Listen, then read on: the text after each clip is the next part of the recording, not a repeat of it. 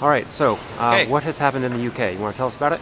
Sure, there's been legislation that's been passed in the UK by a group called the British IPA, the Institute of Practitioners in Advertising, who've passed quite a comprehensive legislation, one small part of which relates to word of mouth, and it's basically about ethical practices. And it says that if you're a marketer and you try to dupe the public and appear to be somebody online as a blogger who you're not, then all of a sudden now at the end of May and onward, you'll be liable for that, and you can be either subject to a fine or potentially to some type of a criminal activity. Actually, as you read the legislation, it's not clear what the punishment is.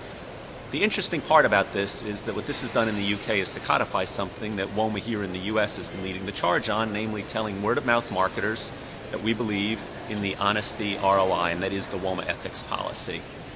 If you're engaged in word-of-mouth marketing, be honest about your relationship, say who you are, and express your opinion honestly. If you do that, you're on the right side of ethics and word-of-mouth, and if you don't do that, somehow you're going to get caught. In the US, it can either be some kind of sanction from WOMMA potentially, or the marketplace is going to expose you. In the UK, if you're on the wrong side of ethics, now there's a regulatory body that's also in a position to take action. This coming Tuesday, May 13th, I believe is the date, we're having a WOMMA update teleconference for WOMMA members. We hope WOMMA members will tune in, and if you can't tune in on that date, contact WOMMA and find out how you can get access to the teleconference, where we're going to have both our colleagues from WOMM UK, which is our partner over in the UK, who's going to update people about what's happening there, and then our regulatory attorney for WOMMA is going to talk about what the FTC's take on this is and update all of us. We continue to believe that the FTC is pretty supportive of the WOMMA ethics code, and that they continue to express that if people abide by the WOMMA ethics code, that they're on the right side of the regulatory framework here. The WOMMA Code of Ethics has been pretty stable since it's been released.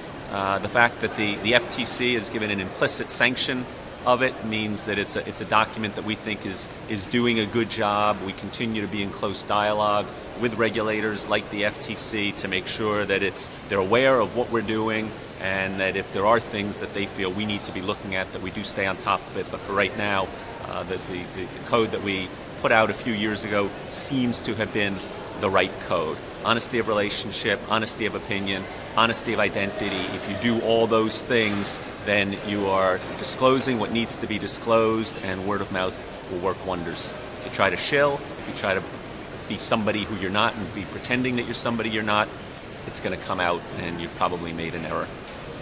Tuesday, May 13th, the WOMMA members call. Tune in, and if you can't make it, speak to the WOMMA staff, and they will tell you how you can get access to it. It will be very informative for everybody.